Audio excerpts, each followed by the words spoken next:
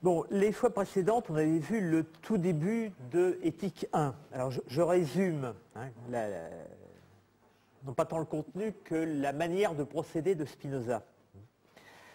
Donc, un certain nombre de définitions dont on avait vu qu'elles ne définissaient pas tous les termes qu'on allait rencontrer, évidemment. Il y en a un certain nombre qui seront redéfinis en cours de route, ou dont nous pourrons construire une définition opératoire en fonction de l'usage qui en est fait.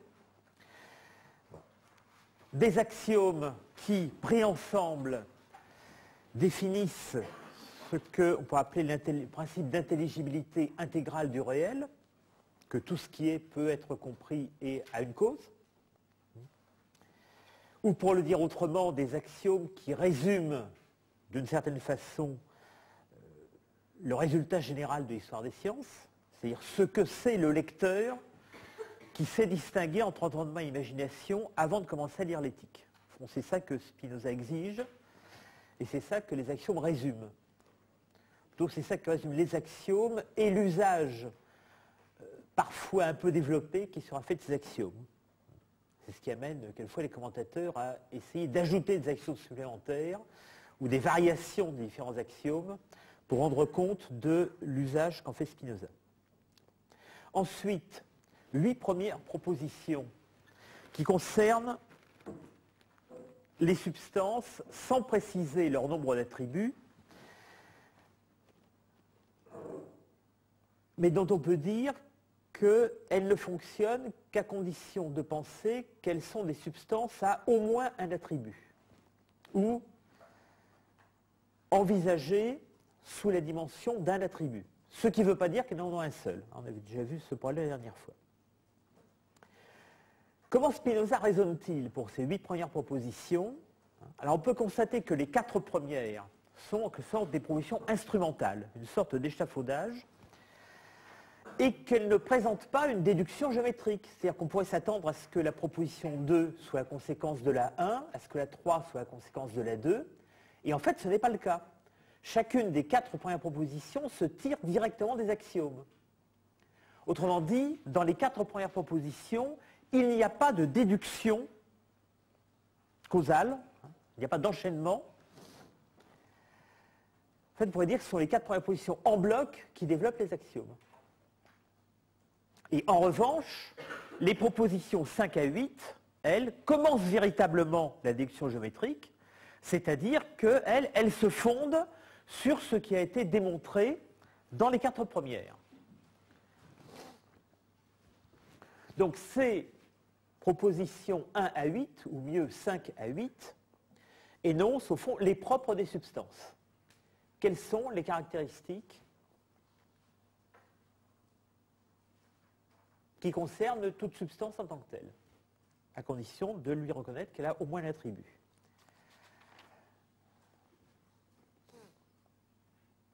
Alors, 5. Il ne peut y avoir dans la nature 2 ou plusieurs substances de même nature ou attribut, donc chaque substance a au moins un attribut distinctif.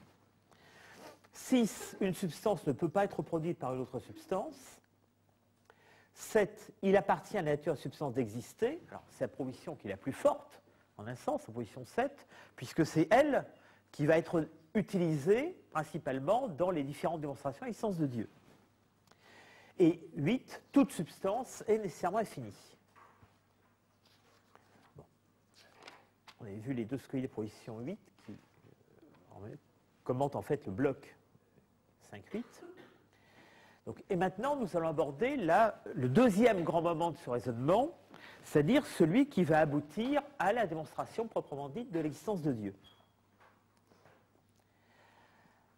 Alors, remarquez que jusqu'ici, ce qu'on sait de Dieu, c'est ce que nous a appris sa définition, sans plus, et on ne sait même pas si à cette définition correspond un idéa, correspond un objet, pardon. Oui, ça pourrait être une définition après tout purement nominale. On ne sait pas si la substance qu'est Dieu est la seule substance. Donc, à partir de ce qu'on a énoncé concernant les propres de la substance, il va s'agir de progresser jusqu'à cette substance particulière qu'est Dieu. Mais on va voir que dans les différentes approches que sont les démonstrations, le rapport à la singularité divine va être différent. Alors, commençons d'abord par les propositions 9 et 10 qui établissent les degrés, les marches essentielles qui vont permettre de s'approcher de l'existence divine. Donc, proposition 9. À proportion de la réalité ou de l'être que possède chaque chose, un plus grand nombre d'attributs lui appartiennent. Et proposition 10. Chacun des attributs de même substance doit être conçu par soi.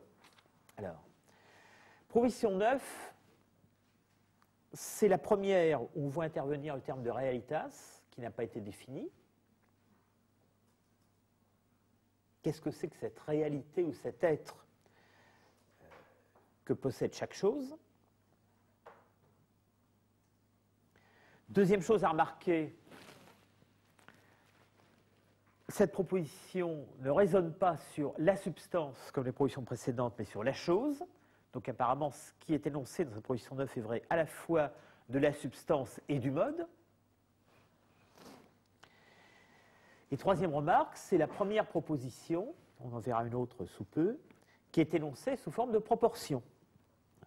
Quo plus realitatis eo plura attributa.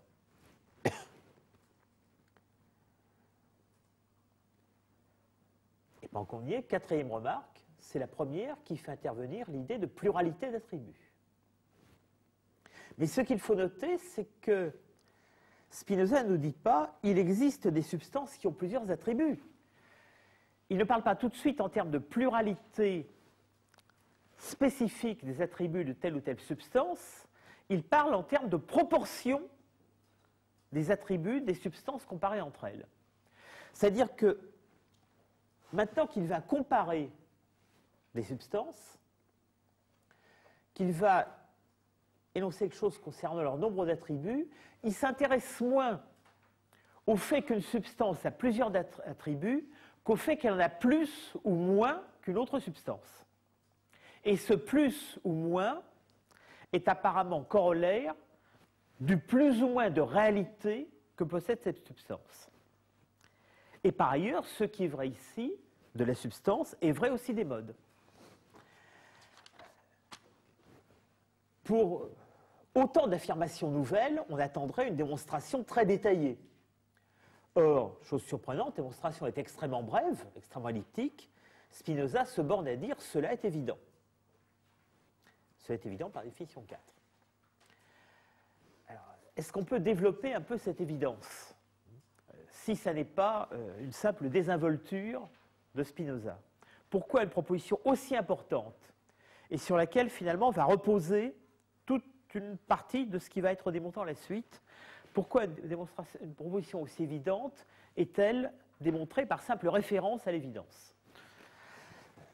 Pourquoi, disons, l'importance théorique n'implique-t-elle pas une démonstration lourde? Apparemment, ici aussi, on est renvoyé par ce terme d'évidence, non pas à une évidence du sens commun, parce que ça va de soi du tout, qu'à une évidence pour quelqu'un qui sait distinguer entre entendement et imagination. C'est d'ailleurs ce que répétera le Scoli. Donc, apparemment, Spinoza s'attend à ce que, pour son lecteur, il soit évident qu'il y a des choses qui ont plus de réalité ou d'être que d'autres, donc qu'il existe des degrés de réalité dans la nature,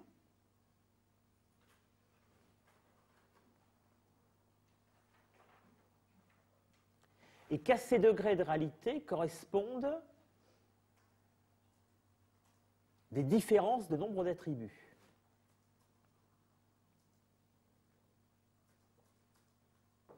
Problème, comme le terme de substance reste pour l'instant relativement elliptique, indéfini. Il a été défini de façon très, très vague. On a l'impression, sur un terme souvent utilisé par le commentateur, qu'on est dans une syntaxe abstraite de la substance. qu'est-ce que le lecteur est censé connaître qui lui rende cette proposition évidente? Apparemment, il faut aller chercher cette évidence intuitive, enfin, un premier type d'intuition, du côté des autres choses, c'est-à-dire du côté des modes. Donc, si on veut se rendre cette proposition évidente, il faut admettre que ce que nous savons, à la fois empiriquement et scientifiquement des modes, nous a appris que plus ils sont riches, c'est un terme que ne dit pas Spinoza, mais par quoi je traduis la quantité de réalité ou la quantité d'être, plus leur essence est riche, plus ils ont d'attributs. Qu'est-ce qu'on peut mettre là-dessous comme exemple? Ben, on peut penser que, en mathématiques d'une part, à partir de certaines définitions, on peut tirer plus ou moins de propriétés, plus ou moins de conséquences. Et c'est peut-être ça la réalité d'une chose, le degré de réalité d'une chose. Mais là, est-ce qu'on peut dire qu'un être mathématique a des attributs? Oui, à condition de ne pas l'entendre au sens d'attributs de la substance. Donc, à condition de l'entendre en un sens qui n'est pas un sens faible du terme attribut, mais qui est, par exemple, le sens où Spinoza, dans le traité théologico-politique, parle de l'entendement et de la volonté comme des attributs des individus humains. Donc, attributs au sens de propriété qui permettent de comprendre l'essence d'une chose. Donc, nous savons, quand nous regardons du côté des modes, que plus une chose est riche, plus elle a de propriétés, plus son essence a de détermination.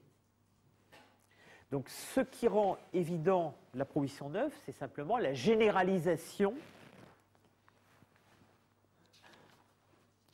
de cette évidence modale.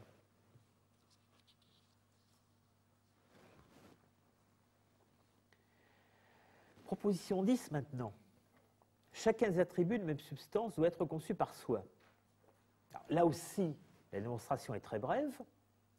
Un attribut est en effet ce que l'entendement perçoit de substance comme constituant son essence. Effectivement, c'est la définition 4. Et par suite, définition 3, il doit être conçu par soi. Alors effectivement, la définition 3 définissait la substance comme ce qui est conçu par soi. Donc, ce qui revient ici, en faisant fusionner en quelque sorte les définitions 3 et 4, à dire que puisque l'entendement énonce un attribut, ce qu'il conçoit comme essence de la substance, à ce moment-là, on pourra attribuer à l'attribut ce qu'on attribue à la substance, c'est-à-dire la capacité d'être conçu par soi. Certes, mais il y a un problème supplémentaire, c'est que quand on dit ça de la substance, cela implique, évidemment, négativement, quand on dit que la substance est conçue par soi, ça veut dire qu'elle n'est pas conçue par autre chose. Donc, ça sert à distinguer la substance soit des modes, soit des autres substances s'il y en a. Or, ici, on va appliquer cette règle, non pas à la substance, mais à l'attribut, en tant qu'il se distingue des autres attributs, s'il y en a, d'une autre substance. Donc, la capacité d'être conçu par soi va servir à distinguer non pas seulement l'attribut d'une substance de l'attribut ou des attributs d'une autre substance, mais aussi des autres attributs de la même substance. C'est-à-dire qu'en fait, exactement comme dans la proposition 9, on est ici en train de commencer à raisonner sur ce qui caractérise la pluralité des attributs d'une unique substance. Donc, qu'il y ait une ou plusieurs substances, premièrement, cette substance peut avoir plusieurs attributs, et même elle en a d'autant plus qu'elle a plus de réalité, que son essence est plus riche. Et d'autre part, tous ces attributs de même substance sont distincts réellement les uns des autres. Parce que s'ils n'étaient pas distincts réellement, eh bien à ce moment-là, ils se confondraient entre eux et on reviendrait à la situation attribut unique. Alors on pourrait dire, mais tout ça, c'est une démarche purement logique. C'est une espèce de tautologie par rapport à ce qui a été dit dès le début. En un sens, oui, mais en un autre sens, il faut bien voir que Spinoza prend position de plus en plus fermement à l'intérieur d'un contexte post-cartésien. En effet,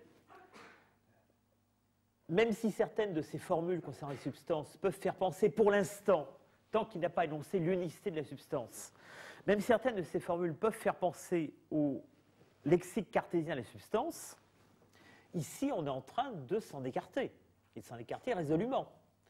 En effet, dans l'univers cartésien, une substance n'a qu'un seul attribut principal permettant de comprendre son essence. Ici, c'est précisément non seulement qu'elle a plusieurs attributs, mais que chacun des attributs peut être compris comme un attribut principal puisqu'il est indépendant des autres.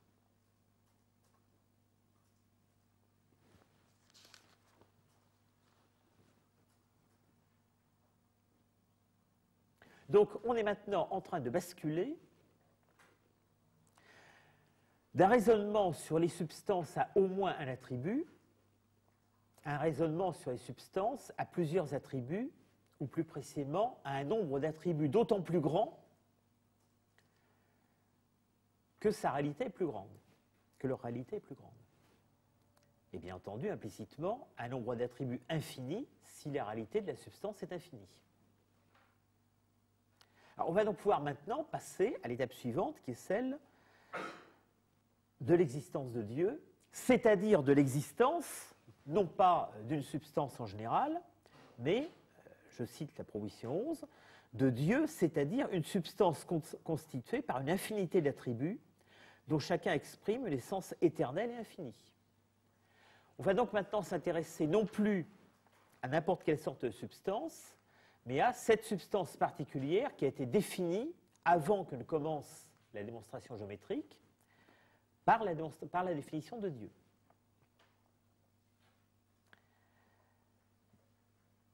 Alors, apparemment, il y a trois démonstrations que Spinoza intitule Demonstratio et Aliter. En réalité, il y en a quatre, puisque le Scoli, qui suit les trois démonstrations, en fait intervenir une quatrième.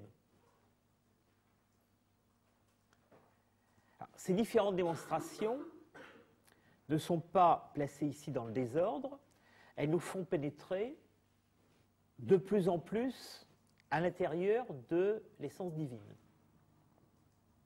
Autrement dit, elles vont progressivement de l'extérieur vers l'intérieur. C'est-à-dire qu'elles font de plus en plus appel à ce qui est absolument caractéristique de la substance divine. Alors, pour se rendre compte, on va les prendre dans l'ordre. Première démonstration, extrêmement rapide. Si vous niez cela, donc si vous niez l'existence de Dieu, concevez, si cela est possible, que Dieu n'existe pas. Son essence, axiome 7, n'enveloppe donc pas l'existence. Or, cela, proposition 7, est absurde, donc Dieu existe nécessairement. Alors, première caractéristique de cette première démonstration, c'est que c'est une démonstration par l'absurde. C'est une démonstration qui est extrêmement contraignante, mais qui en même temps ne nous apprend absolument rien sur le rapport direct entre la chose et ses propriétés. Alors, sur quoi s'appuie-t-elle? Uniquement sur l'axiome 7 et sur la proposition 7. Alors, je vous rappelle la proposition 7. Donc, c'est une proposition qui se trouve dans le premier mouvement de l'élection géométrique. Je le lis. Il appartient à la nature d'une substance d'exister. Remarquez que cette proposition 7 concerne toute substance quelle qu'elle soit, et non pas cette substance particulière qu'est Dieu.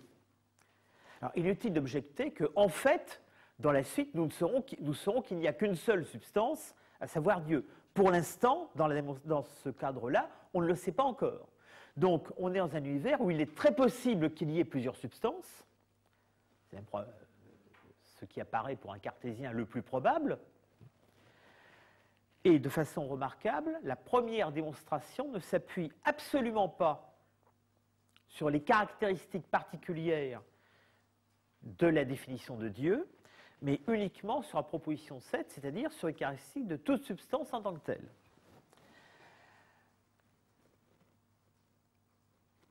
Alors, qu'est-ce qui distingue néanmoins ce qu'on peut dire de Dieu et ce qu'on peut dire de n'importe quelle substance? Alors,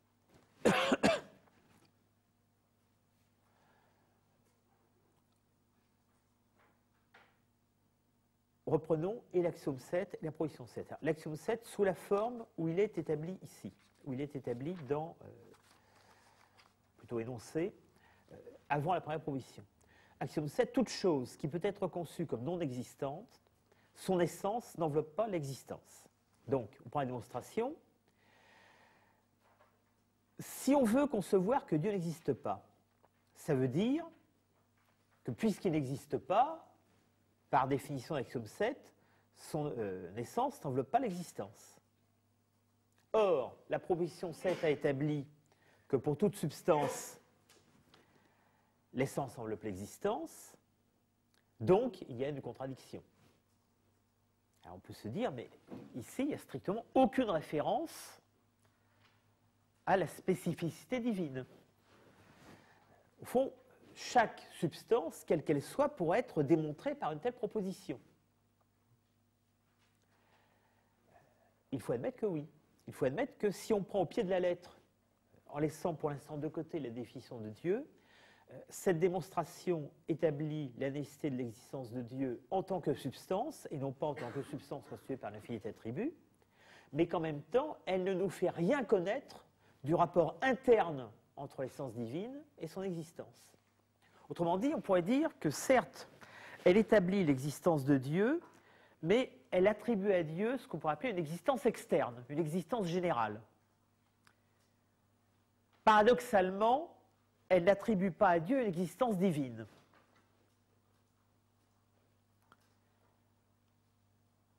Alors, en disant cela, j'introduis une distinction qui n'est pas une distinction reçue traditionnellement en histoire et philosophie. Si je m'autorise à l'introduire, c'est parce qu'on va voir un peu plus loin dans la troisième et la quatrième démonstration ce que c'est aux yeux de Spinoza que la spécificité de l'existence divine. C'est une existence qui est la puissance. Alors, passons maintenant à la deuxième démonstration. Donc, une seconde démonstration qui va être un peu plus intérieure que la précédente. Alors, je la lis d'abord. Autre démonstration.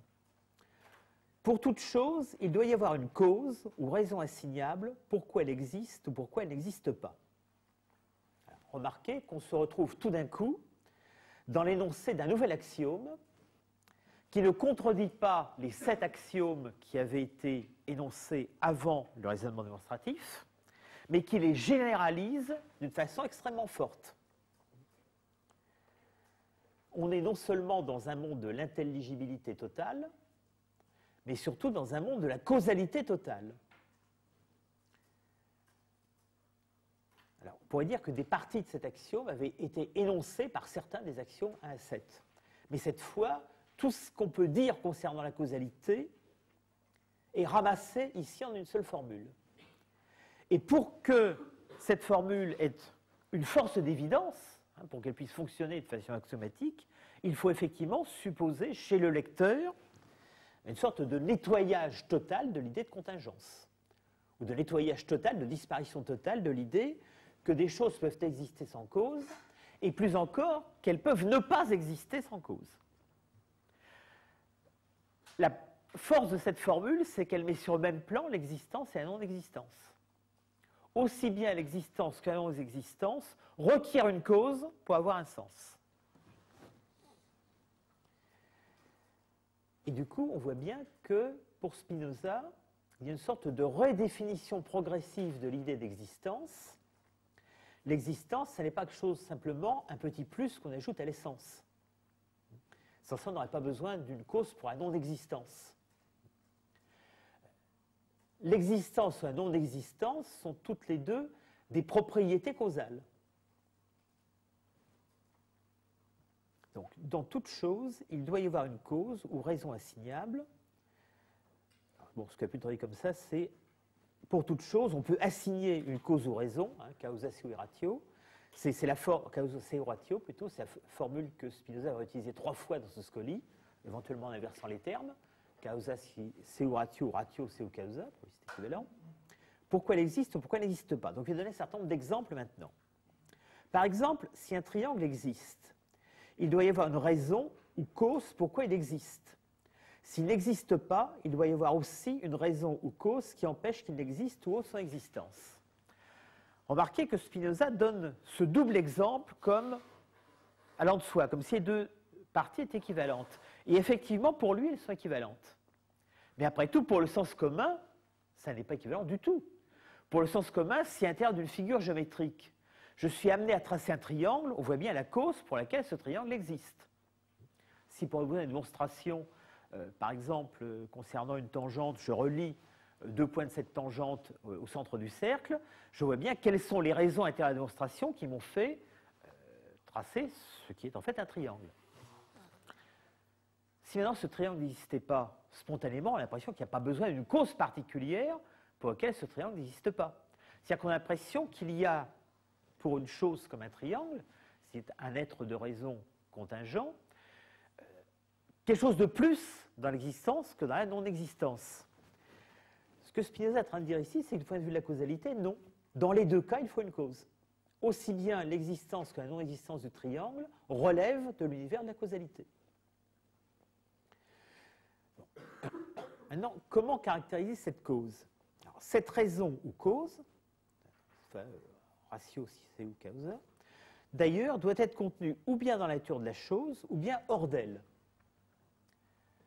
Alors, on avait bien vu déjà l'expression de causa sui. Maintenant, grâce à l'équivalence entre ratio et causa, on se rend compte que causa sui est un terme qui a un sens extrêmement précis. Comment une chose peut-elle se causer elle-même?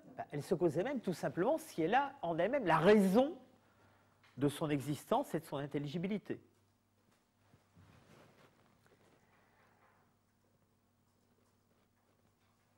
Donc, le terme de cause ne fait pas forcément référence à un processus concret de production avec un avant et un après.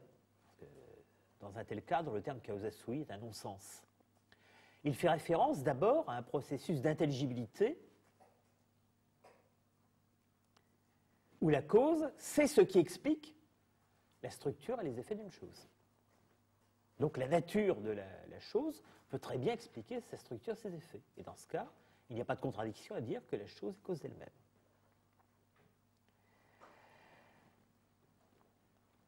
Alors on va maintenant prendre des exemples qui déclinent ces différentes possibilités.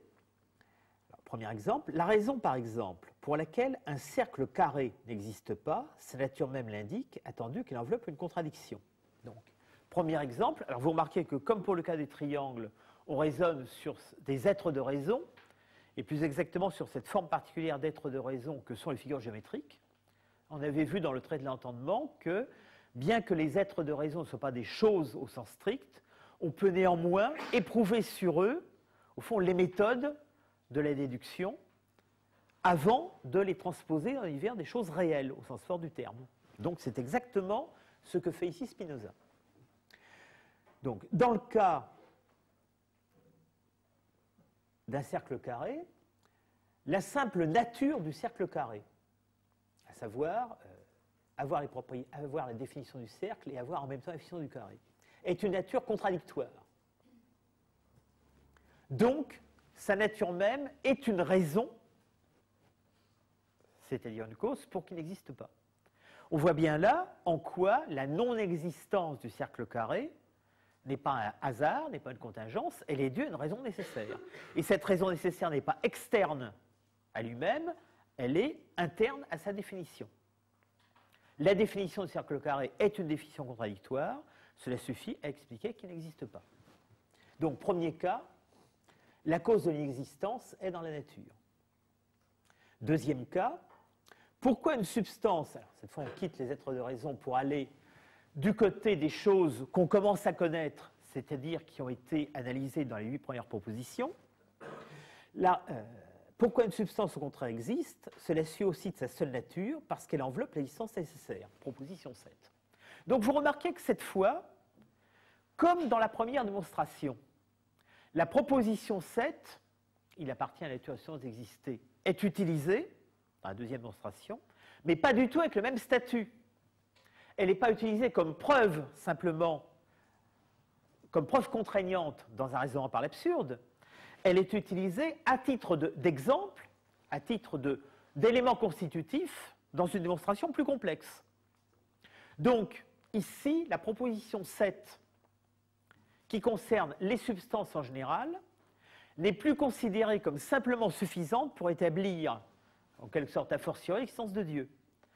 Elle est au contraire considérée comme un élément qui va nous permettre de donner une démonstration plus interne de l'existence divine.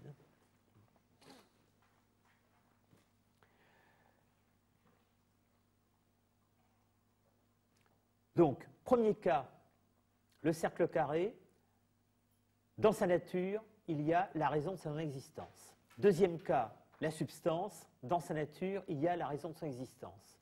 Troisièmement maintenant, on cherche des choses où la raison d'existence ou de la non-existence n'est pas contenue dans leur nature. Ce qui ne veut pas dire qu'il n'y en a pas, mais il faut la chercher à l'extérieur. Troisième cas, on revient au triangle qui a été cité comme exemple général au début, et on ajoute d'ailleurs celui du cercle.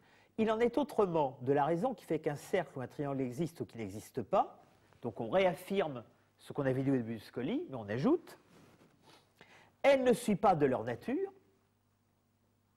Donc c'est pas la même chose que dans le cas du cercle carré ou de la substance. Elle ne suit pas de la nature, mais elle suit de l'ordre de la nature corporelle tout entière. Alors c'est ça qui est important, elle suit de l'ordre de la nature corporelle tout entière. C'est là qu'on voit que l'évidence mathématique s'oppose à l'évidence du sens commun. Pour l'évidence du sens commun, si une chose existe, il y a peut-être une cause. Si une chose n'existe pas, il n'est pas nécessaire qu'il y ait une cause. Pour l'évidence de type physico-mathématique, au contraire, on a appris que pour qu'une chose n'existe pas, il faut une production de cette non-existence, et l'ordre de la production de cette non-existence à un nom, c'est l'ordre de la nature tout entière. Ce qui sera énoncé un peu plus loin sous le nom de facies totius universi. Ça implique que la nature corporelle tout entière, celle dont les figures géométriques sont des abstractions, existe premièrement suivant un système de lois, c'est la facies totius universi, et deuxièmement que son existence concrète est la mise en œuvre de ce système de lois. Et dans la mise en œuvre actuelle de ce système de lois, eh bien, il y a des causes qui font que tel triangle existe et que tel autre triangle n'existe pas. Donc, aussi bien la cause d'existence que la cause de la non-existence renvoient à ce terme que nous n'avions pas du tout vu apparaître dans la première démonstration, mais qui ici est absolument nécessaire, c'est l'ordre de la nature corporelle tout entière. Et vous remarquez au passage qu'on voit apparaître la référence à ce qui sera ensuite donné comme les attributs de la substance, c'est-à-dire la nature corporelle. Donc de cette nature corporelle, on présuppose premièrement que le lecteur la connaît, c'est qu'elle existe, c'est que c'est ça l'horizon de la plupart de ses connaissances, et deuxièmement, qu'elle est organisée sur un certain ordre, que les objets n'y sont pas disposés au hasard. Donc qu'on a réellement rompu, que le lecteur a réellement rompu avec l'univers aristotélicien de la contingence du monde sublunaire. Que le lecteur vit dans un univers de lois du monde corporel. Donc, car il doit suivre de cet ordre, ou bien que ce triangle existe actuellement par nécessité, ou bien qu'il est impossible. Donc, en dehors des raisons internes de la nature, c'est-à-dire de l'existence nécessaire ou de l'inexistence nécessaire, ce qu'on trouve, ça n'est pas la contingence, c'est la nécessité aussi, mais la nécessité externe. On se retrouve donc bien dans un univers qui est entièrement un univers de la nécessité causale, la seule distinction admissible étant celle entre nécessité causale interne et nécessité causale externe. Et comme d'habitude, Spinoza ajoute « et cela est par soi évident ». Or, l'expression per se nota ou per se manifesta, on l'a vu, renvoie pas du tout à une évidence du sens commun, mais à une évidence pour l'entendement déjà dressé par la science physico-mathématique. Il s'ensuit que cette chose existe nécessairement, pour laquelle il n'est donné aucune raison aux causes qui empêchent qu'elle n'existe. Alors, comment interpréter cette formule? Là, non seulement Spinoza énonce l'équivalence entre besoin d'une cause pour exister, besoin d'une cause pour ne pas exister, mais maintenant, il a l'air même de faire passer l'insistance du côté de la cause de la non-existence. Pour le sens commun, une chose existe s'il y a une raison qu'elle existe. Et puis, bon, si elle n'existe pas, on n'a rien à en dire. Spinoza vient annoncer que ce n'est pas vrai, dans les deux cas, il faut une cause. Et maintenant, il fait porter l'accent sur le deuxième cas, c'est-à-dire celui qui n'est pas celui de sens commun. Et il insiste, au fond, il retourne la formule habituelle.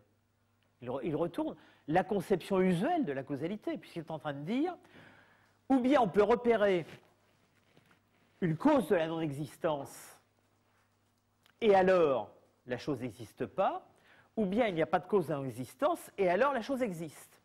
Ce qui revient à dire que, de cette façon, il est plus facile, il va plus de soi d'exister que de ne pas exister.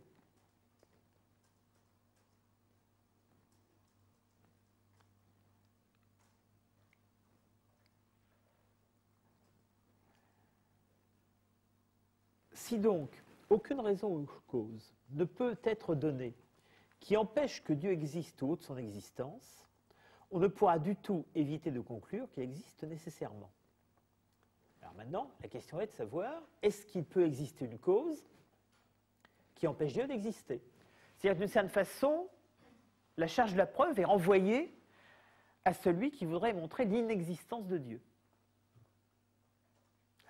Donc, on est bien, encore d'une certaine façon, du côté de la démonstration négative, mais ça n'est plus une démonstration par l'absurde.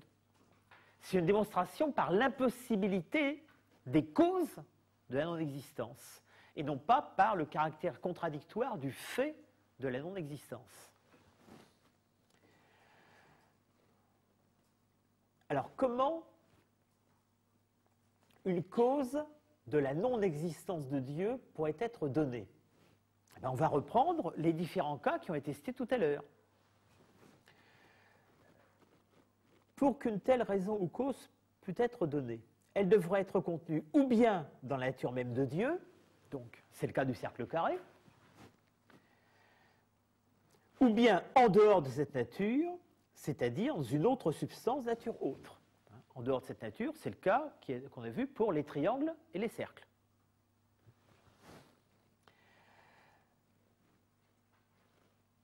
Alors, premier cas, s'il était dans la nature de Dieu, alors c'est ce qui va être dit à la fin,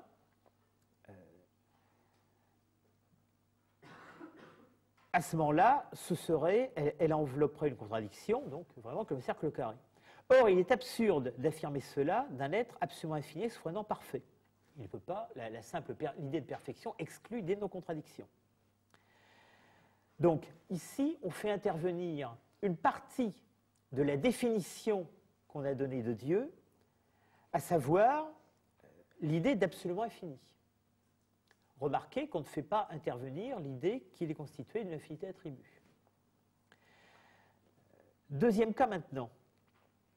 S'il est constitué, si la raison de sa non-existence est à chercher en dehors de la nature même de Dieu, donc comme dans le cas du triangle ou du cercle. Ce cas va se subdiviser à son tour. Ou bien cette cause est de même nature que Dieu. Mais si elle est de même nature que Dieu, ça veut dire que, par simple application de définition, c'est un Dieu. Donc, paradoxalement, en voulant démontrer que ce Dieu-ci n'existe pas, on a démontré que la cause de son existence est un autre Dieu. Donc, on a démontré qu'un Dieu existe. Deuxième cas, ou deuxième subdivision de ce cas maintenant, si c'est une substance qui n'est pas de nature divine, une autre nature, puisque nous ne savons pas encore qu'il n'existe pas d'autre substance que Dieu. Donc, la cause de l'inexistence de Dieu est une substance, et c'est une substance qui n'est pas une substance divine.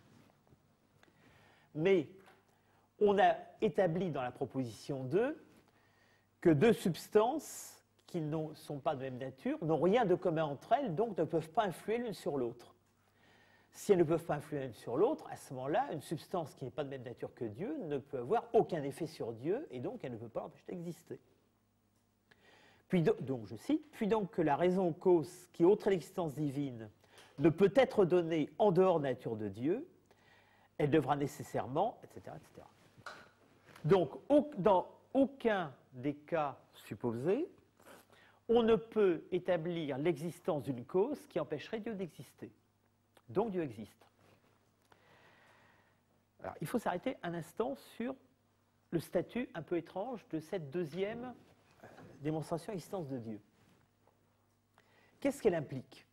Si on la compare à la première, c'est-à-dire à la démonstration un peu absurde. Je vais dire que c'est une démonstration négative qui néanmoins n'est pas une démonstration par absurde. En effet, elle renvoie à l'idée que ce qui est impensable, c'est une cause qui supprime l'existence de Dieu.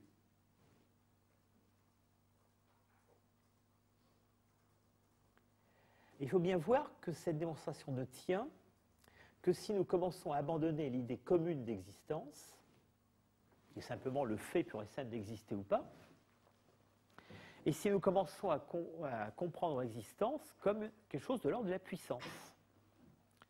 Comme si l'existence, c'était la mise en œuvre de la puissance d'exister.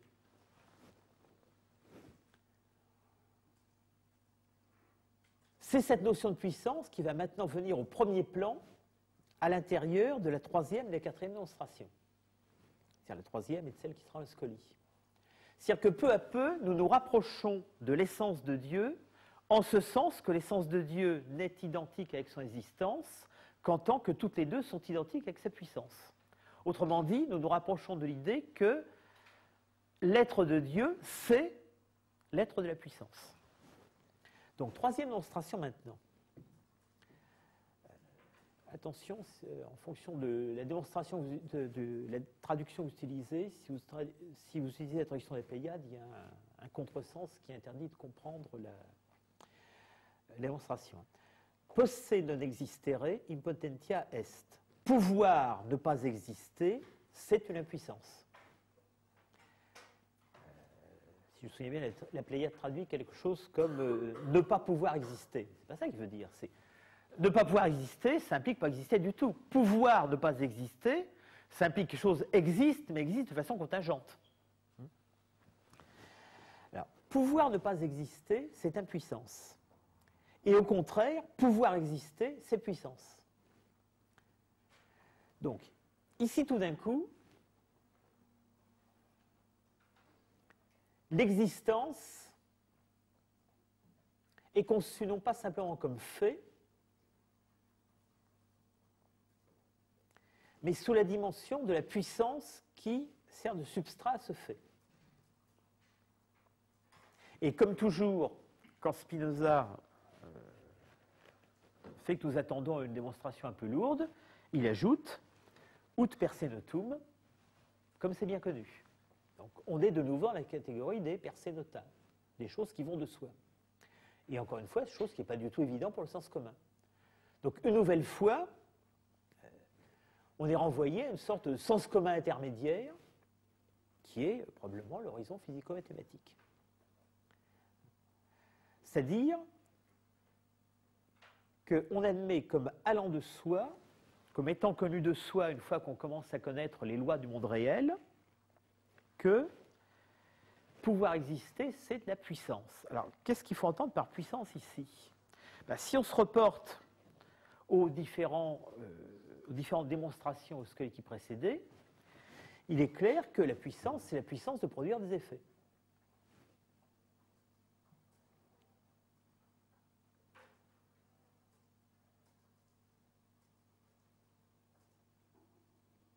Et que plus une chose a de force pour exister, donc plus elle a de realitas, plus elle produit d'effet.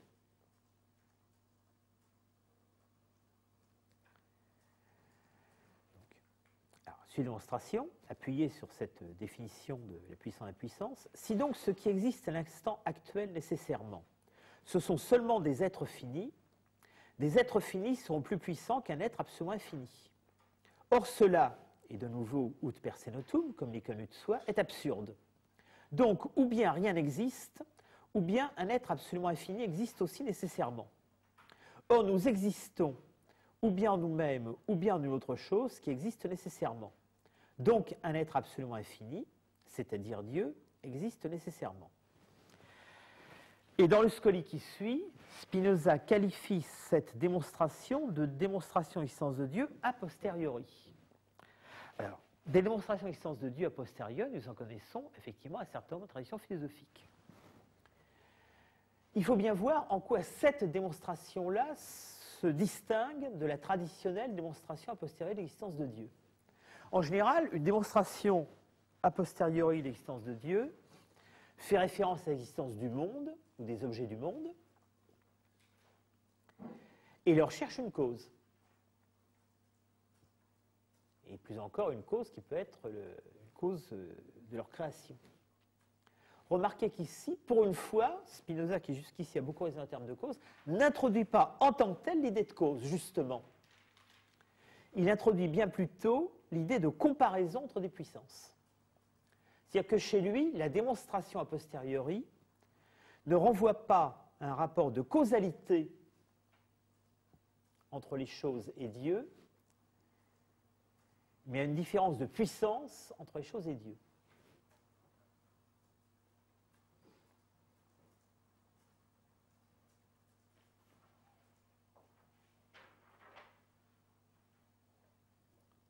Ce qui est tout à fait remarquable, c'est que ce qui l'intéresse dans l'existence des objets contingents, pour l'instant, ça n'est pas leur contingence.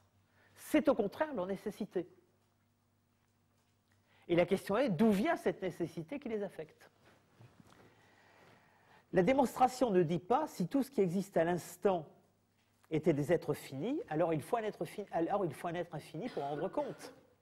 La démonstration dit si tout ce qui existe à l'instant actuel nécessairement était des êtres finis, alors, etc., etc. Autrement dit, la démonstration suppose que nous savons que parmi les êtres contingents, c'est-à-dire ceux qui peuvent ne pas exister, il existe néanmoins une certaine nécessité. C'est-à-dire que ces êtres contingents vivent selon des lois nécessaires. Alors, il est contingent peut-être que tel triangle existe ou n'existe pas, c'est-à-dire il est contingent du point de vue de sa nature interne, mais néanmoins, du point de vue de l'ordre général de la nature, il est tout à fait nécessaire qu'il existe ou pas. Donc, ces objets qui apparaissent ou disparaissent, ces objets qui existent mais peuvent ne pas exister, quand ils existent néanmoins suivant des lois nécessaires. Alors, la question de cette troisième démonstration, c'est d'où vient cette nécessité des êtres finis?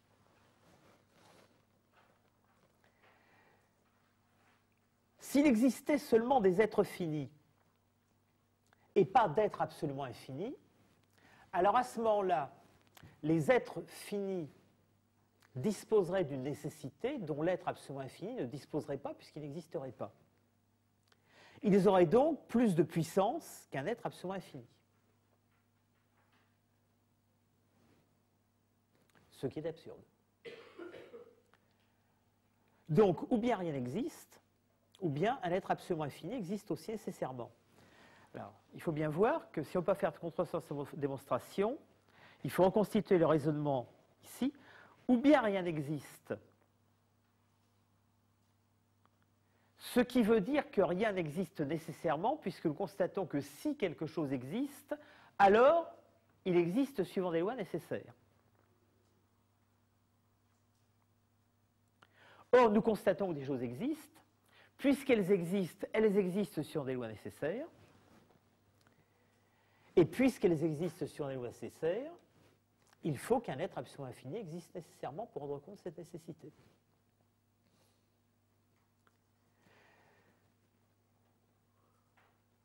Donc la troisième démonstration s'appuie moins sur l'existence de fait des objets finis, des choses contingentes, que sur la nécessité des lois qui règlent leur existence. Et c'est par la nécessité de ces lois que nous remontons à la nécessité de la nature divine.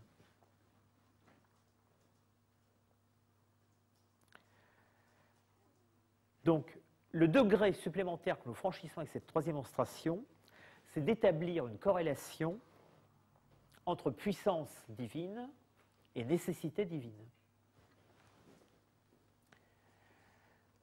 Enfin, quatrième démonstration, celle du Scoli. Dans cette dernière démonstration, j'ai voulu faire voir, dans la troisième, j'ai voulu faire voir l'existence de Dieu a posteriori, afin que cette preuve soit plus aisée à percevoir. Mais ce n'est pas que l'existence de Dieu ne suive a priori du même principe, c'est-à-dire du principe de la puissance. Donc la quatrième démonstration va raisonner elle aussi, à la différence des deux premières, en termes de puissance, mais cette fois a priori et non plus a posteriori. Donc on peut voir comment s'organisent les quatre démonstrations. Les deux premières ne raisonnent pas sur la puissance divine, elles raisonnent sur le fait de l'existence, plutôt sur l'impossibilité du fait de l'existence et sur l'impossibilité de la cause de l'existence. Les deux dernières raisonnent sur la puissance. La troisième, en comparant a posteriori la puissance du fini et la puissance d'infini. La quatrième, en raisonnant seulement sur la puissance d'infini. Alors, comment procède-t-on? Car si pouvoir exister, c'est puissance, il s'ensuit que plus à la nature d'une chose il appartient de réalité, plus elle a par elle-même de force pour exister. Alors, nous voyons maintenant mis en relation clairement cette notion de realitas que nous avions vu établir précédemment et la notion de force pour exister. Nous constatons aussi que, une nouvelle fois, comme dans le théorème sur la realitas, donc pour la deuxième fois à l'intérieur de l'éthique 1, nous nous trouvons face à un énoncé en termes de proportionnalité. Quo plus realitatis et au plus virium esse habere. Donc, plus on a de réalité, avions-nous appris, plus on a d'attributs, plus on a de réalité, plus on a de force pour exister. Il semble donc y avoir une sorte d'équivalence entre nombre d'attributs, degré de réalité, force pour exister. Alors, je m'arrête un instant sur cette notion qui n'avait pas été lexicalisée jusqu'ici, les forces pour exister. Plus virium ut existat. Je dis qu'elle n'avait pas été lexicalisée, mais elle était de fait présente à l'intérieur de la démonstration précédente. La puissance, ce sont les forces pour exister. Et donc l'infinie puissance, ça va être la force infinie d'exister. Donc ainsi, un être absolument infini, autrement dit Dieu, donc là on fait référence non plus à Dieu comme substance, mais à Dieu comme une sorte tout à fait particulière de substance, c'est-à-dire celle qui a été définie dans la série de première définition comme absolument infini. Et plus précisément, on donne un sens précis à absolument infini. Absolument infini, c'est ce qui a une infinité d'attributs. Or, ce qui a une infinité d'attributs, c'est ce qui a le maximum de réalité. Et ce qui a le maximum de réalité, c'est ce qui a le maximum de force pour exister. D'où la conclusion, ainsi un être absolument infini, autrement dit Dieu, a de lui-même une puissance absolument infinie d'exister, et par suite, il existe absolument. La démonstration s'arrête là. Alors pourquoi la scolie continue-t-il? Précisément parce que c'est la démonstration qui, aux yeux de Spinoza, est la plus simple parce qu'elle est la plus interne, mais en même temps la plus difficile pour ceux qui n'ont pas compris ce qu'est Dieu, c'est-à-dire pour ceux qui n'ont pas accompli le chemin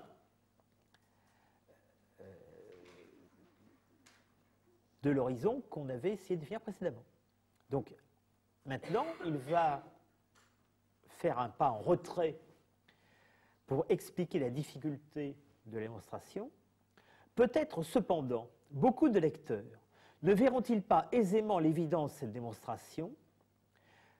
Donc, il y a à la fois l'évidence et la difficulté de l'évidence. C'est pour ça que j'ai dit tout à l'heure que ce qu'il appelle des évidences, ce ne sont pas des évidences en sens commun, ce sont des évidences difficiles. Et on pourrait dire d'une certaine façon, toute l'éthique 1 du moins, est construite à partir de cette notion d'évidence difficile. Peut-être cependant beaucoup de lecteurs ne verraient-ils pas aisément l'évidence de cette démonstration, parce qu'ils ont accoutumé de considérer seulement les choses qui proviennent de causes extérieures, et parmi ces choses, celles qui se forment vite. Donc, une nouvelle fois, on est renvoyé à la mens du lecteur. La cause de la difficulté de l'évidence, ça n'est pas un caractère interne de cette évidence, c'est un obstacle externe qui fait que le lecteur, on avait vu d'autres distinctions auparavant, n'est pas habitué à distinguer entre entendement et imagination. Mais là, la définition est plus précise. Le lecteur est habitué plus aux choses éphémères qu'aux choses qui ne sont pas. Donc il applique automatiquement aux choses qui ne sont pas éphémères, aux substances, les caractéristiques des choses qui ne sont pas. Enfin, les caractéristiques des choses qui sont éphémères, pardon, qui ne sont pas des substances. Donc, parmi les choses qui proviennent de causes extérieures, donc celles qui ne sont pas causes de soi, bien, elles ont différents degrés, là aussi, de facilité de formation. Et on sait que celles qui se forment vite, donc ici facilement, on les voit aussi facilement.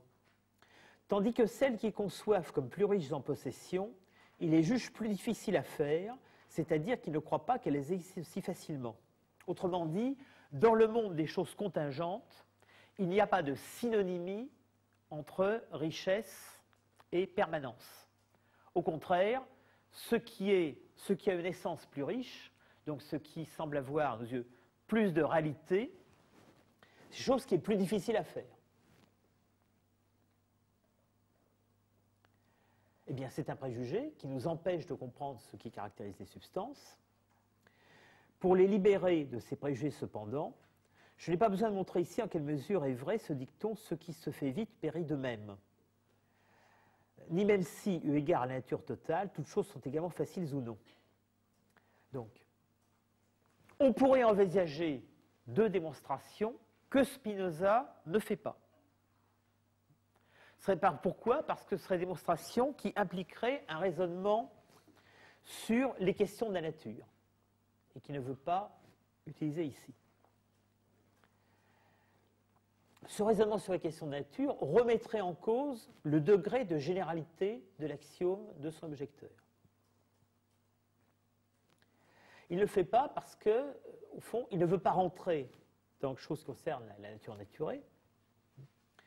Il suffit de noter seulement que je ne parle pas ici de choses qui proviennent de causes extérieures, mais seulement des substances qui ne peuvent être produites par aucune cause extérieure. Donc pour qui le mode de production, car il y en a un aussi, n'est pas le même. La production est interne. Car pour les choses qui proviennent de causes extérieures, qu'elles se composent de beaucoup de parties ou d'un petit nombre, tout ce qu'elles ont de perfection ou de réalité est dû à la vertu de la cause extérieure.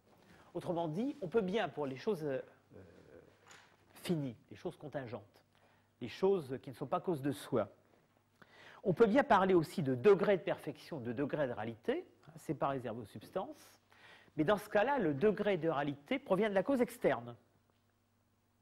Alors que, dans le cas de la cause de soi, le degré de réalité viendra de la cause interne.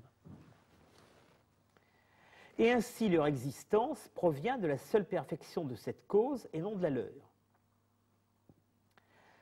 Donc, dans le cas d'une pierre, d'un animal, d'un homme ou d'un triangle, puisqu'encore une fois, on peut raisonner sur ces objets abstraits comme sur les objets réels, c'est la cause externe qui la produit qui lui confère son degré de réalité. Dans le cas des substances, on ne peut pas énoncer une telle corrélation. Au contraire, tout ce qu'une substance a de perfection, cela n'est dû à aucune cause extérieure. C'est pourquoi de sa seule nature doit suivre son existence, qui n'est par là autre chose que son essence. Donc, Spinoza à la fois énonce et rectifie aussitôt le rapport entre essence et existence. L'existence suit de l'essence, mais quand on dit l'existence suit de l'essence, on a l'air de considérer que l'existence et l'essence sont deux choses différentes, que l'une est la conséquence de l'autre. Mais en fait, il rectifie aussitôt en disant l'existence n'est pas autre chose que l'essence. Elle est l'essence elle-même. Donc l'essence d'une telle chose est une puissance infinie d'exister. Donc, d'une certaine façon, il est impossible de se demander d'abord, premièrement, quelle est l'essence de Dieu, et deuxièmement, est-ce que je peux savoir si cette essence existe? Parce qu'un tel raisonnement, même si on peut le faire dans un premier temps, au fond, c'est ce qui a été fait dans les deux premières démonstrations, et même en partie en troisième, un tel raisonnement continue, malgré tout, à séparer l'essence et l'existence. C'est-à-dire, continue à considérer que l'essence, c'est au fond une définition muette, une définition inerte, et que l'existence, c'est le passage à l'acte de cette définition. Mais ça, c'est ce qu'on peut dire pour les choses réelles. On peut dire effectivement que l'essence du triangle, c'est d'avoir trois côtés, ou d'avoir trois angles, et qu'après, si dans telle figure je trace un triangle, je fais passer à l'acte cette définition. Donc je peux, dans le cas de ces choses, m'interroger d'abord sur leur essence, et ensuite sur l'existence. Dans le cas de Dieu, les deux premières, et même à mesure la troisième démonstration, continuent à raisonner de cette façon. C'est pourquoi les trois premières démonstrations, à la fois sont vraies et pas totalement satisfaisantes, parce qu'elles ne nous font pas concevoir de l'intérieur la spécificité de Dieu. Et la spécificité de Dieu, c'est précisément qu'en lui, l'existence est la même chose que l'essence, c'est-à-dire la puissance d'exister. Autrement dit, on ne peut véritablement démontrer au sens fort l'existence de Dieu, du point de vue spinoziste, qu'en concevant cette existence comme existence divine, c'est-à-dire comme puissance nécessaire. Donc pour concevoir véritablement l'identité de l'essence et de l'existence, il faut, au fond, subvertir la question est-ce que Dieu existe? Parce que finalement, la quatrième démonstration, elle n'est plus en train de prouver que Dieu existe, elle est en train de prouver que l'existence de Dieu est identique à son essence.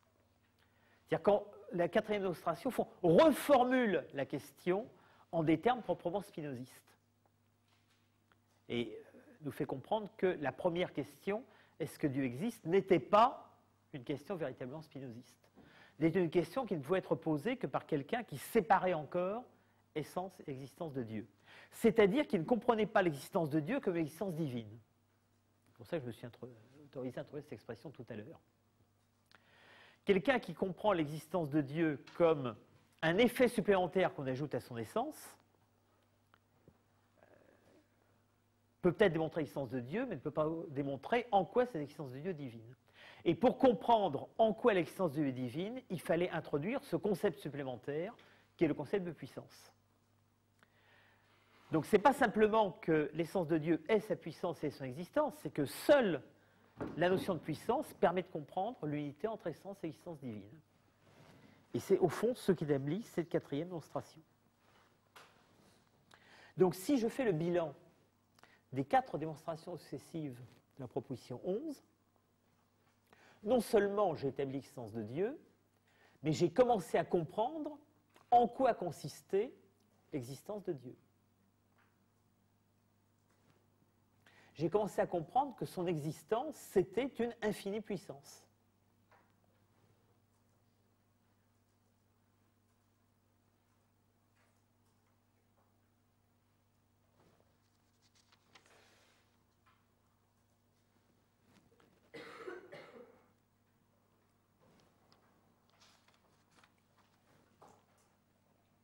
C'est-à-dire, j'ai commencé à dire de Dieu quelque chose que je n'avais pas dit des substances, en général, telles que je les ai étudiées en position 4 à 8.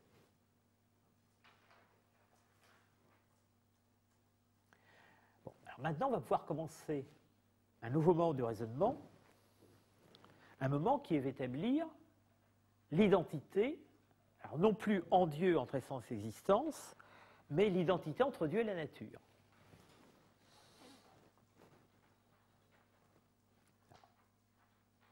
Ce moment va se composer des propositions 12 à 15. Les propositions 12-13 analysant la notion de divisibilité. La proposition 14 énonçant l'unicité de Dieu comme substance. Et la proposition 15 établissant que rien n'est en dehors de Dieu. Alors, ce qu'il faut remarquer, c'est l'absence d'une certaine proposition. Il n'y a dans l'éthique, enfin dans l'éthique 1, aucune proposition énonçant que la substance est unique. Remarquez que Spinoza a commencé en parlant des substances au pluriel. Par la suite, il parle de la substance au singulier, mais à aucun moment il énonce la substance est unique. C'est-à-dire que le principe spinoziste de l'unicité de substance ne fait l'objet d'aucun théorème en tant que tel. Pourquoi? Parce que la proposition 14, qui va énoncer qu'il n'existe aucune substance en dehors de Dieu, contient implicitement cette théorie de l'unité de substance. Mais là où on pourrait attendre un théorème, puisqu'après tout, toutes les controverses qui ont accueilli la publication de l'éthique ont porté essentiellement sur cette théorie de l'unité de substance. On pourrait s'attendre à ce qu'il y ait une proposition qui énonce l'unité de la substance. Or, elle n'est énoncée que de façon détournée. Énoncée simplement par la formule « en dehors de Dieu, il n'y en a pas d'autre ». C'est-à-dire que, d'une certaine façon, mais c'est tout à fait cohérent avec ce qu'on vient de dire sur la caractéristique particulière de l'essence divine, c'est que l'essence divine est telle, elle absorbe tellement toute puissance, qu'elle ne laisse plus de possibilité à une autre substance pour exister. Donc, la thèse de l'unité de substance, telle qu'on l'a découvert à la position 14, c'est en fait la thèse de l'impossibilité d'existence de toute substance autre que Dieu. C'est comme si la notion de Dieu était tellement envahissante qu'elle ne laisse pas d'espace conceptuel possible pour une autre substance. Donc, comment procède-t-on? Proposition 12. De nul attribut d'une substance, il ne peut être formé un concept vrai, d'où il suivrait que cette substance peut être divisée. Proposition 13. Une substance absolument infinie est indivisible. Donc, l'indivisibilité de la substance divine est au fond démontrée deux fois. Une fois en tant que substance, une fois en tant que substance infinie. Ce qu'il faut remarquer, surtout, c'est moins les propositions à démonstration que le corollaire de la proposition 13. Il suit de là que nulle substance, et en conséquence nulle substance corporelle, en tant qu'elle est substance, n'est divisible. Remarquez que c'est au moins, c'est pas la première fois qu'on voit apparaître le terme corporel, puisqu'on l'avait vu apparaître un peu plus haut, et même je dirais plusieurs fois, au moins une fois explicitement et plusieurs fois implicitement, à propos des objets de nature corporelle. Mais maintenant, ce qui est nouveau, c'est qu'on voit apparaître le terme de substance corporelle. C'est-à-dire que tout d'un coup, encore une fois, dans l'univers post-cartésien, les différents objets de la nature corporelle sont réunis sous le terme de substance corporelle.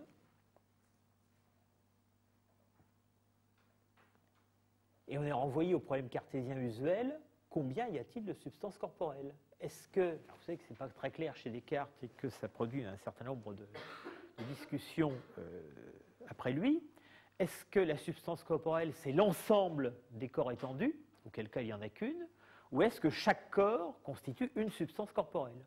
Et quel rapport entre ces substances corporelles en un sens et la substance corporelle étendue en un autre sens? Or, ce qu'énonce ce corollaire ici, c'est d'une part qu'effectivement on peut réunir l'ensemble des corps sous le nom de substance corporelle, et deuxièmement que cette substance corporelle n'est pas divisible. Remarquez que ce corollaire en tant que tel laisse de côté la question de savoir quel est le rapport de la substance corporelle qu'on vient de nommer avec la substance infinie composée d'infinité d'attributs dont on vient de démontrer l'existence dans la proposition 11. Donc, quand on en est encore à proposition 13 et à son corollaire, on sait qu'il y a une substance infinie qui est Dieu, et on sait, par les sciences physico-mathématiques, qu'il existe une substance corporelle. Les rapports entre les deux ne sont pas explicités encore. La seule chose qu'on sait, c'est que ni l'une ni l'autre ne sont divisibles. Ni Dieu n'est divisible, mais ça, à la limite, tout le monde ne sera pas à l'accepter, ni la substance corporelle n'est divisible.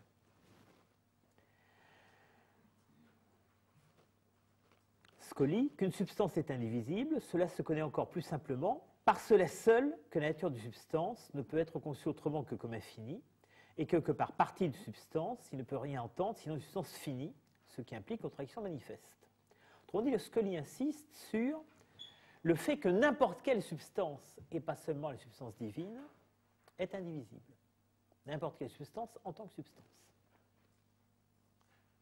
Donc, avant la proposition 14, est encore maintenue apparemment la possibilité de substances autres que la substance divine, mais est déjà énoncée l'impossibilité que ces substances autres que la substance divine soient divisibles. Donc, même si l'étendue n'était pas un attribut de Dieu, même si l'étendue était une substance à part, elle ne serait pas divisible. Autrement dit, l'étendue ne serait pas la somme de tous les corps que nous voyons dans l'étendue. Donc l'étendue serait autre chose, l'extensio serait autre chose que la somme des corps. Alors, proposition 14. Maintenant, de toute façon, cette possibilité va être supprimée. Nulle substance en dehors de Dieu ne peut être donnée ni conçue. Elle ne peut ni dari être donnée, ni conkipi être conçue. Bon, on avait vu le sens du verbe donner, être donné dans le lexique de Spinoza, dans la forme de l'entendement. Dari, ça veut dire exister, tout simplement. C'est au sens mathématique de on donne un triangle quelconque, etc. etc. Et donc on trouve à la fois l'énoncé du point de vue de l'être, du point de vue de l'existence, et l'énoncé du point de vue du concept. Démonstration. Alors, Dieu est un être absolument infini, duquel nul attribut qui exprime l'essence de substance ne peut être nié. Définition 6. Il existe nécessairement, sa proposition 11. Donc, si quelque substance existait en dehors de Dieu, elle devrait être expliquée soit par un attribut autre que ceux de Dieu, soit par un attribut de Dieu. Par un attribut autre que ceux de Dieu, c'est impossible par la définition même de Dieu, puisqu'il a une infinité d'attributs, il a une infinité des attributs. Donc, une substance autre que Dieu devrait être expliquée par quelque attribut qui soit en même temps attribut de Dieu. Et ainsi, il existerait deux substances de même attribut, ce qui, proposition 5, est absurde. Ça a été la première véritable démonstration de l'éthique 1. Par suite, nulle substance en dehors de Dieu ne peut exister et conséquemment aussi être conçue, car si elle peut être conçue, elle devrait nécessairement être conçue comme existante, or cela est absurde. Donc, en dehors de Dieu, nulle substance ne peut exister ni être conçue. Donc, ni du point de vue du fait de l'existence, ni du point de vue du concept, il ne peut y avoir de substance différente de la substance divine. Donc, on a énoncé négativement l'unicité de la substance.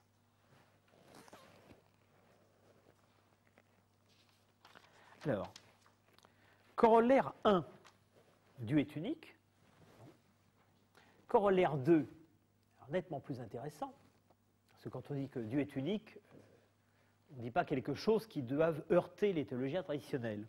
En revanche, corollaire 2, beaucoup plus intéressant, et qui répond au corollaire de la proposition 13, il suit que la chose pensante et la chose étendue sont ou bien des attributs de Dieu, ou bien des affections des attributs de Dieu. Alors, on voit tout d'un coup, très violemment, rentrer dans cette syntaxe abstraite des attributs le monde du donné, c'est-à-dire ce que nous connaissons du monde réel.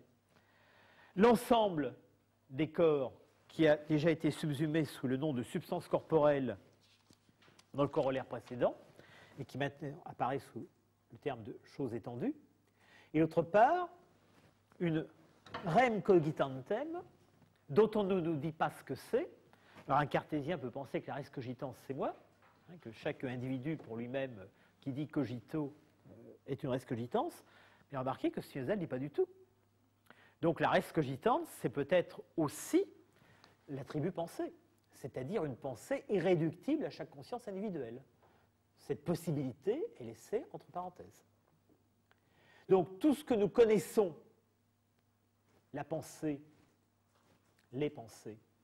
l'étendue, les corps, est apparemment à l'intérieur de Dieu. Simplement, c'est en Dieu, soit en tant qu'attribut, soit en tant que mode de l'attribut. Or voilà qui va nettement plus loin que l'affirmation de l'unicité divine. Parce que dire que c'est en Dieu, évidemment, ça peut être pris en un sens faible, que la théologie chrétienne a toujours affirmé. Tout ce qui est en Dieu, c'est quasiment métaphorique, et ça veut dire que nous n'existons que par la puissance de Dieu, etc.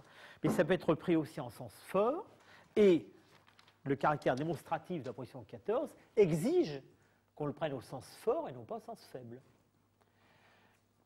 Donc il n'y a aucune chose qui soit extérieure à la puissance divine. D'où la proposition 15, tout ce qui est en Dieu, et rien ne peut sans Dieu être ni être conçu. Alors, je laisse de côté la démonstration, je m'intéresse plutôt au Scully. Je n'ai pas le temps d'analyser le détail du Scully, en plus ce n'est pas forcément intéressant en entier. Ce qui est plus intéressant, c'est de regarder avec qui discute Spinoza et quel sens il donne au terme de corporel. Parce que c'est là-dessus que tourne l'ensemble des démonstrations. Au fond, on va voir Spinoza se retourner vers la conception que les autres, philosophes ou non, philosophes, théologiens ou la foule, ont de Dieu. Et il va rencontrer aussitôt le problème de la corporéité possible de Dieu. Or, c'est un problème dans lequel il va devoir manœuvrer de façon difficile, parce que précisément, il vient de l'affirmer, la corporéité de Dieu. Il vient d'affirmer que la chose étendue est en Dieu d'une certaine façon. Il est encore laissé de côté de savoir si c'était en tant qu'attribut ou en tant que mode. On verra qu'en fait, elle l'est des deux façons. Mais en même temps, Spinoza est quelqu'un qui s'oppose le plus violemment possible à l'anthropomorphisme de la Bible ou des théologiens. Donc, il va à la fois falloir affirmer que d'une certaine façon, Dieu est corporel, et en même temps que d'une autre, il ne l'est pas du tout. Donc, premièrement, il y a des gens qui conçoivent Dieu comme corporel, c'est-à-dire comme un corps de type humain. Autrement dit, ce qu'on appelle habituellement l'anthropomorphisme. Et ça, à peu près tous les théologiens du XVIIe siècle sont d'accord pour refuser l'anthropomorphisme. Tous les théologiens interprètent de façon métaphorique les expressions de la Bible qui disent que Dieu est assis sur un trône, que Dieu a des mains, des pieds, une voix, etc., etc.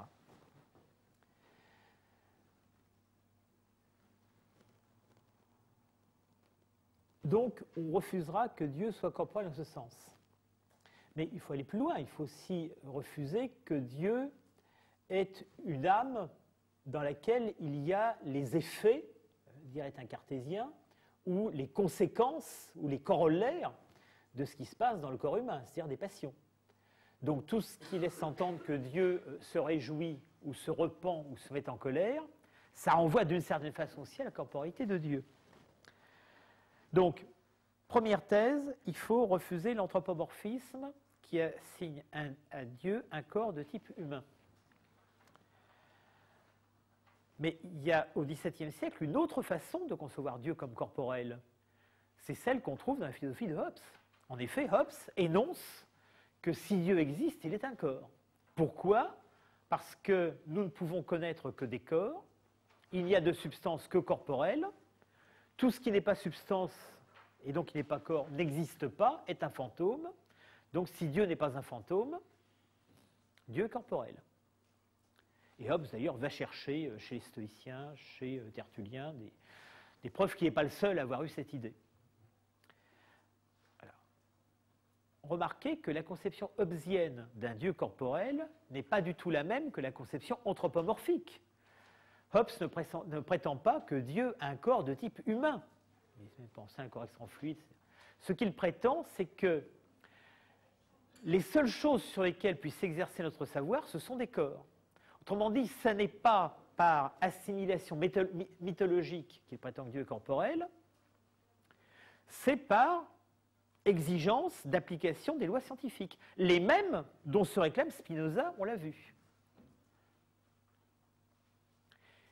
Il y a donc quelque chose dans le développement de la physique du XVIIe qui implique que pour qu'il y ait application des lois et connaissances, il faut qu'il y ait corps. C'est ce dont Hobbes tire l'idée que Dieu est un corps. Et ça, c'est beaucoup plus difficile pour Spinoza de s'en séparer. Donc il faut quand même qu'il garde quelque chose de la corporéité au sens physique et au sens hobbesien, sans accepter cette idée que Dieu est un corps.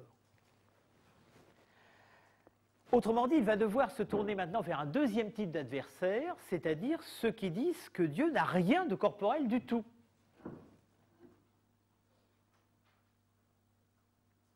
Donc ceux qui ont quelque peu pris en considération la nature divine et qui sont d'accord pour nier que Dieu soit corporel. Or, Spinoza va dire à ceux-là, et c'est ceux-là d'ailleurs qu'il va réfuter plus en détail dans le Scoli, vous avez raison de dire que Dieu n'est pas corporel au sens où il n'est pas un corps. Mais néanmoins, il a quand même quelque chose à voir avec la corporéité, c'est-à-dire que ces lois qui sont celles des corps, ces lois qui règlent le fonctionnement nécessaire des relations des corps entre eux, et c'est ça qui est essentiellement l'étendue, eh bien ces lois sont des lois qui appartiennent à l'essence divine. Donc au fond, il s'agit pour Spinoza de distinguer, de diviser à l'intérieur de la corporéité les corps en tant que tels et la nécessité des lois de l'étendue. Donc, Dieu n'est pas corporel au sens où il n'est pas un corps, ni humain ni autre, mais Dieu est chose étendue, ça, au sens où les lois qui règlent les relations des corps entre eux font partie de l'essence divine. Donc, dans l'ensemble de ce qu'étudie la physique, il y a une partie qui est un attribut de Dieu et une partie, les corps individuels, qui sont des modifications de cet attribut. Donc, il faut bien voir que dans ce Scoli, qui est au fond le fondement de la physique spinoziste, Spinoza combat sur deux fronts. Contre ceux, anthropomorphistes ou hobbesiens, qui disent que Dieu est un corps, et contre ceux qui, pour ne pas dire que Dieu est un corps, refusent l'idée que Dieu soit étendu. Il faut bien voir aussi que ces deux combats ne sont pas symétriques. En effet, nier l'anthropomorphisme, c'est quelque chose que tout théologien acceptera. Quitte éventuellement à dire que Spinoza va un peu trop loin. Dire que Dieu est étendu, c'est quelque chose que pratiquement aucun philosophe et aucun théologien n'a accepté. Donc, lorsque Spinoza énonce dans le corollaire que la chose pensante et la chose étendue peuvent être des attributs de Dieu, les deux propositions ne sont pas sur le même plan. Dire que la chose est pensante est un attribut de Dieu, tout le monde sera d'accord. Dire que la chose étendue en est un, personne ne sera d'accord. Donc ici, on voit Spinoza introduire, sous forme de thèses équivalentes, des thèses qui, en fait, du point de vue de l'histoire de la philosophie, ne sont pas équivalentes du tout. Or, c'est sur ces thèses que vont se fonder la proposition 16 et les suivantes, qui vont s'intéresser maintenant non plus du tout à l'essence ou à l'unicité de Dieu, mais à la productivité infinie de Dieu. Donc, c'est ce qu'on commencera à étudier à la prochaine séance. Donc, la prochaine fois, on commence la proposition 16. Voilà, ça arrête pour aujourd'hui.